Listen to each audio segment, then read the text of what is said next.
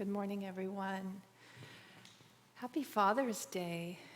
Happy Heavenly Father's Day. I love how we say that with Divine Mother. Happy Divine Mother's Day and Happy Heavenly Father's Day. So it's just part of our practice with that is taking the highest perspective of fatherhood or motherhood that each of us within us has. These masculine and feminine qualities, and bringing them into balance. And the journey of yoga is learning how to live in alignment with that. So the Heavenly Father, Master said that Jesus taught us a lot about that. I mean, he taught about the loving Father, right? Heavenly Father. This was his message. And when Yogananda came, his message was Divine Mother. To say, and then how do these two go together? Because he also said Heavenly Father. And ultimately, Heavenly Father is wisdom, discrimination, knowing how to follow the rule or the law, and having the power to do that, which takes great power to follow in yoga teaching the yamas and niyamas, the principles of right living. And then Divine Mother is this, in the reading today, the affirmation of peace of mind. It's one of my favorites where Swami talks about this weightless waterfall. So soothing, so cooling, so reassuring. And the beautiful lullaby that Sai Ganesh sang, it takes such a state of relaxation, and that's what I felt in that song. Right, it's this beautiful message of relax, dear one. Right? So Heavenly Father, Divine Mother, I've got you. You're good. And as I've been reflecting on the reading of Peace of Mind in the eternal now, and it's said in spiritual teaching that God is in the now. Right? Also omnipresent, and there really is no past or future. But this idea, there's one of our yoga posture affirmations that Swami wrote, as I rise above all thought of past and future into the eternal now. And it's this guide, this invitation to stay right here, right in this moment. And that's where we find God. And in the reading today, talking about, and this is the affirmation part, peace of mind comes from prayer and meditation, not from money in the bank. Other ways of saying it, not from perfect health, not from everything being worked out. It's not the message of the culture, right, at all. So navigating that, finding a way, and I was reminded to live in a state of peace of mind. And in reflecting on this, I was thinking of something I've heard many times that Swamiji said about himself, which is he never let anything disturb his inner peace. And Asha's talked a lot about in observing him and being with him, it's not that he didn't experience life. It's not that he didn't experience the pain of betrayal or other difficulties, certainly his physical health, extraordinary journey of his physical health. And I brought it, I'm realizing I didn't bring it out, and that's okay because I can summarize it, but one of my favorite writings about Swamiji comes from the book As We've Known Him. And it's a collection of people talking about their experience of Swami Kriyananda. And one of them is called The Questionnaire. And Sherry, his dentist, went with him to go see a specialist. He needed some specialized work. And she said, we need to fill out a medical questionnaire. Okay, right? And those who've read it and know, so it asks questions, do you have, and I won't do it in the right order here because I don't have it in front of me, arthritis, yes, diabetes, yes. Have you had surgery? Yes. I've had heart surgery and prosthetics, yes, 2 hip replacements, and on it went, right? Just an unbelievable list of what have you encountered physically. And then the last question, how would you rate your overall health, right? Excellent, Swamiji said. And, because he lived in this higher reality of himself, of who we are. So he taught us that all the time, and I just love it when I hold on to that, right? So how do we do it? And I've been thinking about one of the things I've noticed whenever I give a talk or a Sunday service, all different things will come into mind, right? And I have I feel like between myself and God, all the talks that never happen, right?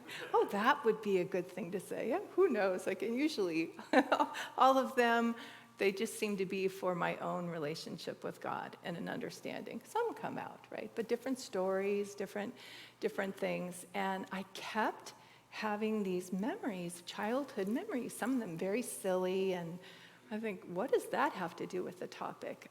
Today, when Sai Ganesh was singing, it's so interesting how it can come together, right? So what I saw was how my relationship with God as a child was very innocent, very full of faith, I feel very fortunate that I wasn't raised in a religion, but my neighbor was. And she brought me to church one day. And the minute I heard about God, and I happened to know I was 4, I was like, yes, I was confident. I just knew it. Like, of course there's God who loves everybody. And I just knew it. And I lived in that confidence for a very long time. So later, as an adult, different experience. And so these phases, right? So these stories that would come back to me, what stood out in them was the way in which I experienced God's presence unexpectedly. And somehow I knew it, right? Like I would know it was this experience, but I would sense something else greater. So a relationship with animals, always very dear to me. And I actually had a very challenging upbringing, right? Just, wow, a really challenging one. And part of that was I was left on my own a lot, which there was a grace in that, right? There was a grace in that. So from a very young age, I was very independent and self-sufficient in exploring. I was always exploring. Anyway, miraculously in my life, a horse came into my life, which if you knew my life, that's the most one of the most surprising events. How did I get a horse? So anyway, I did have one. And the image that kept coming back to me was I was riding with a friend, and we went to A&W, if anyone knows that place. I don't know if they exist anymore, right? And we went and got an ice cream cone. And I was standing there, and I went to take a lick, and it was gone. My ice cream was gone, right? And I was about 10. Right? I was like, it's gone, right? And we're looking, it's gone. Do you see it? I don't see it anywhere. We're like, well, it was here. So we have this moment. I look over at my horses like this, right? And I just see this little dab of vanilla on the end of his nose. I thought, oh my gosh, he ate my ice cream.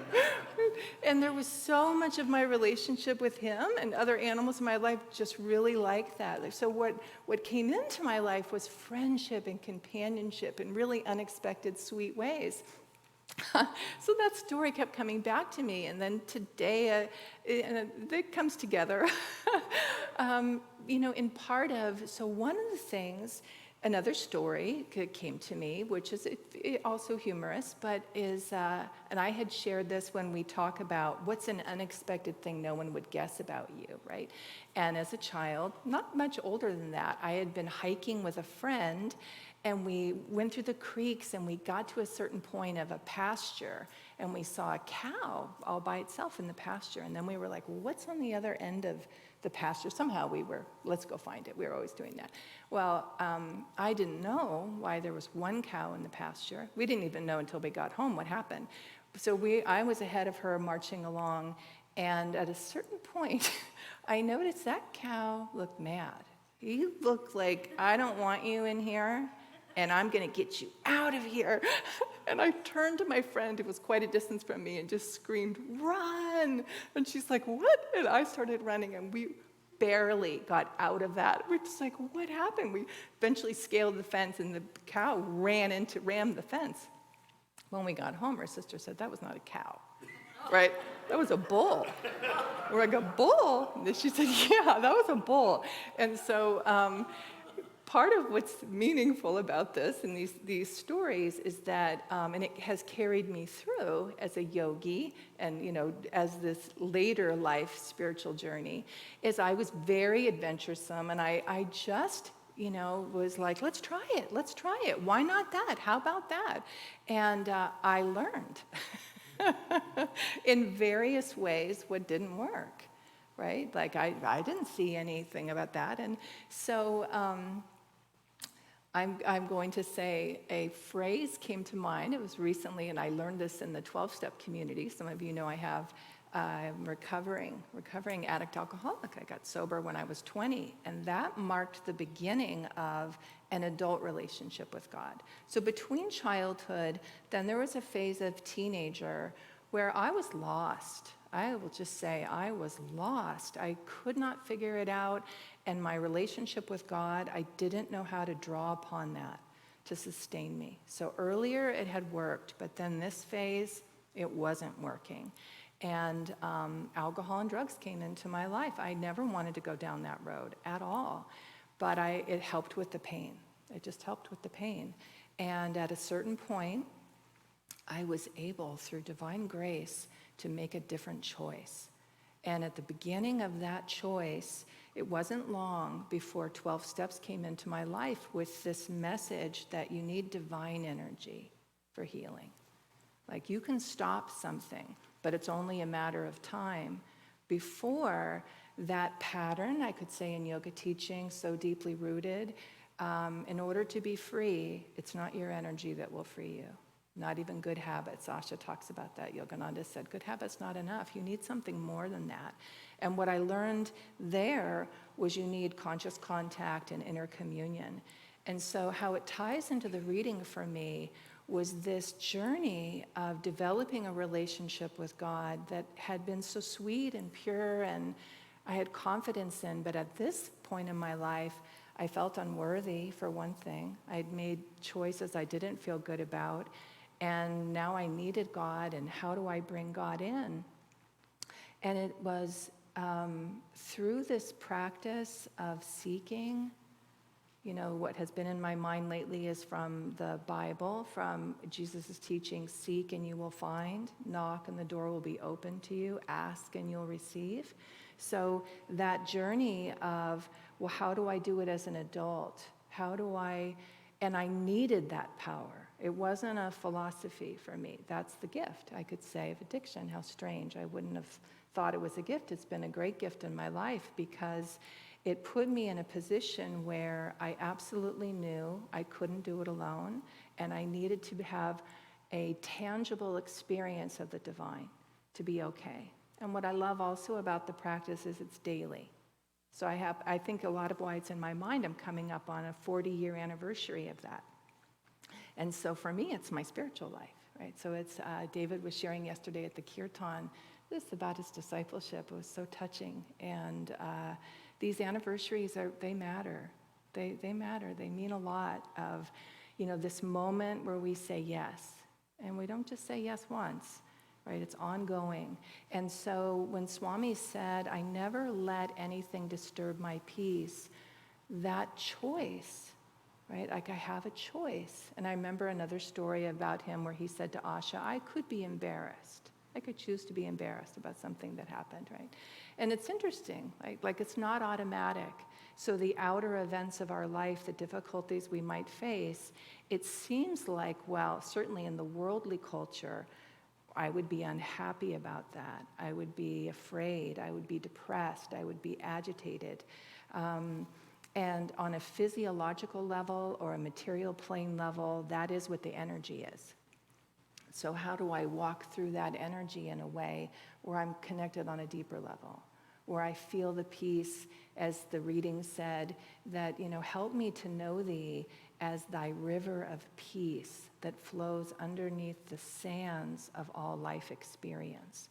That's the teaching, that God's ever present, ever here. It's our own soul nature. And that was the peace for me. Yoga came into my life at 15 years sober, and it was like, wow, took the whole journey to a whole nother level of understanding. But again, of conscious choosing. What does it mean to invite God every day? And how do I be honest and authentic about where I'm standing in this moment and what's being offered in terms of tools and practices? A funny story came to mind in these readings that I had heard a long time ago. A man was on a cliff, I guess looking out at the view, and he slipped and fell off the cliff. And it was very high up. So as he's falling, he sees one single branch sticking out from the mountainside and grabs it. And now he's hanging right off the side of the cliff. He looks up, it's too high to get to the top. He looks down, okay, there's nothing else he can grab onto. And he wasn't a spiritual man, really, per se, but he realized this moment is a God moment. So he got it immediately and just started yelling, God, God, help, help. And he went on for a while, help, help. And finally, he heard a response from God, right? This voice, I've heard your prayer. Let go. He's like, what? So he's hanging on and he said, is there anybody else up there? And I just love that because the journey spiritually can feel like that. Like you go, wait a minute, what was the guidance? How do I do that? How do I find peace in the midst of this? And it's just, it's delightful, it's lighthearted, and it's true. It's true. So it can seem foolish or childish, which is different than childlike, right? That to have peace in the midst of a storm. It can seem like I'm disconnected from the storm and I don't really know what's going on and, what I'm drawing upon. Well, it's just, there's a lot of permission in our world to be unhappy. There's a lot of permission to be afraid, a lot of encouragement for that.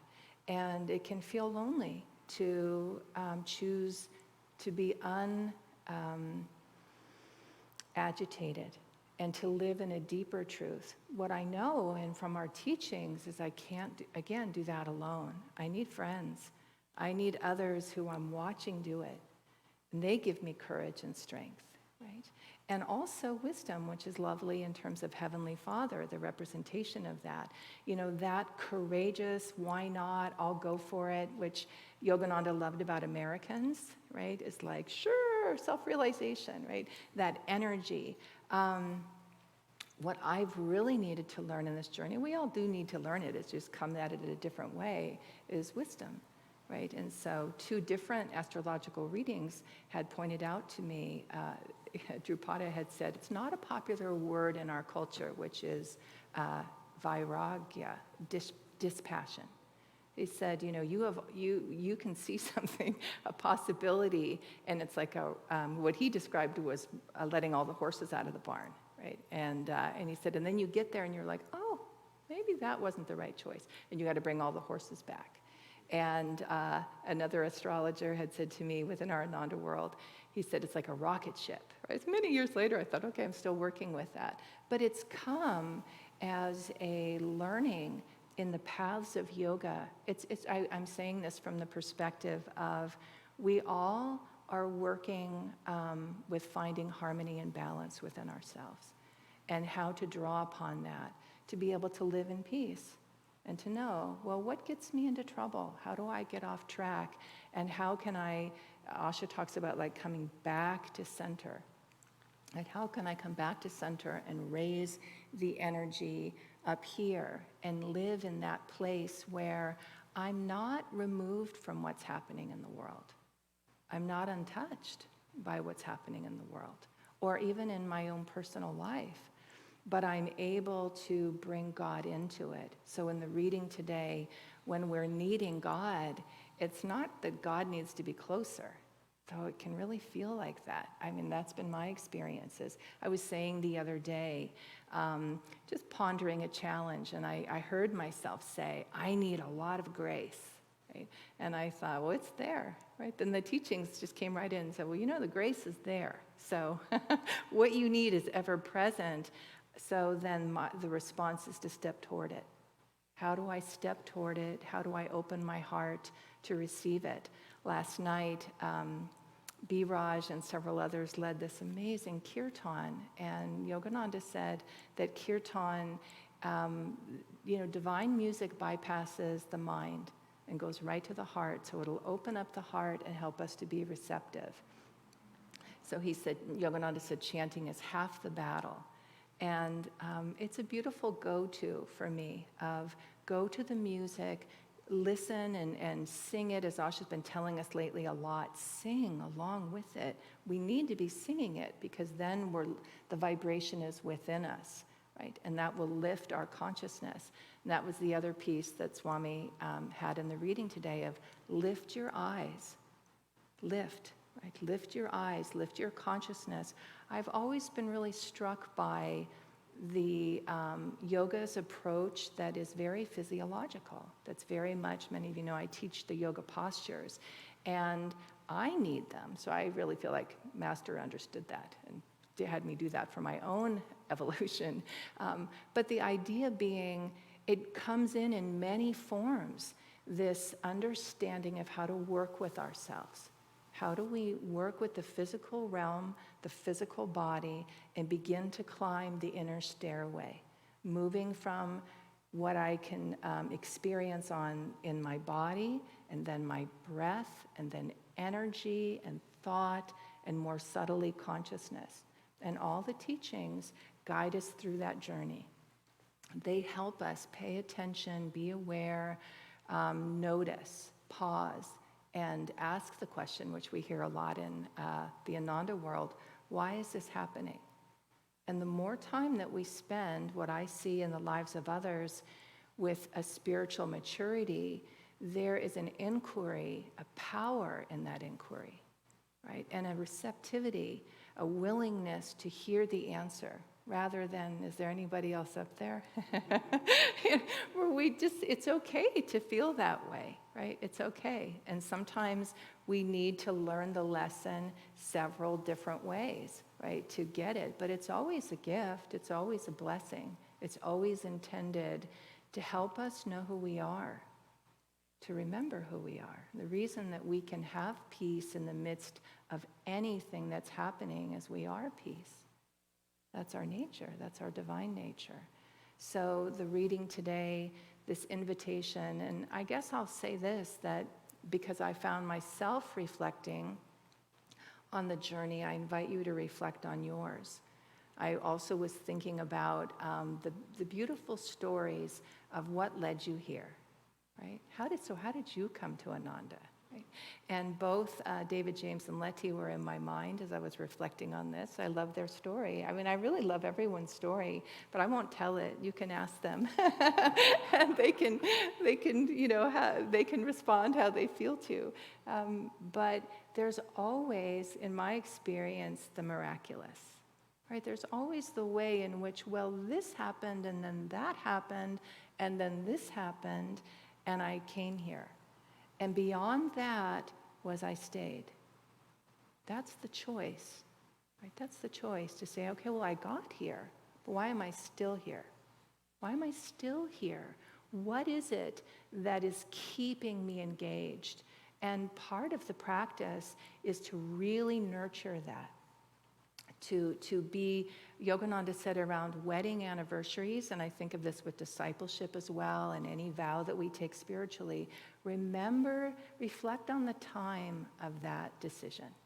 Where were you? What was happening? Because vibrationally, you go right back into the energy. And I find one of the most inspiring things is to watch vow ceremonies, to be invited to be with the disciples as they take that vow. And we recommit ourselves, but to see someone be so courageous and to say, I'm going to trust what I know to be true inside of myself. And I'm making a decision to honor that and not let anything sway me. And that's not easy, right? That's an ever new opportunity. How do we choose that? Can I choose it now? Right? Will I receive it now? Is this the moment? It's not always, the journey isn't always hard and difficult. Sometimes it's this lullaby, right? Of just, be under the trees at night and listen to the music of the chanting. And the day started with yoga on the green, and I thought, how did I get here? how did I end up in this? And I know, I'll wrap up with this. The friend of mine many years ago called me and said, I felt it was God speaking through her. She said, I've been thinking about you. We hadn't been in touch for many years. And she said, in essence, what she was saying to me, well, she said it this way. She said, I see now every choice you've made has led you to where you are. Your life is the way it is because of the choices you've made. And I thought, wow, that's true. As soon as I heard her say that, and her life and I, they went different ways. They went different ways. And when I was choosing at 20 to go in a new direction, it was a lonely walk for a while. Right? It was a lonely, I can't explain it. I did find a community to help me, and that community led me to this community, right? And so anyway, it's an amazing, blessed adventure that we're all on together. And Asha wrote me the other day, we were having an email exchange, and she signed it off, Adventures in Consciousness, right? And I just love that because I feel that's the truth.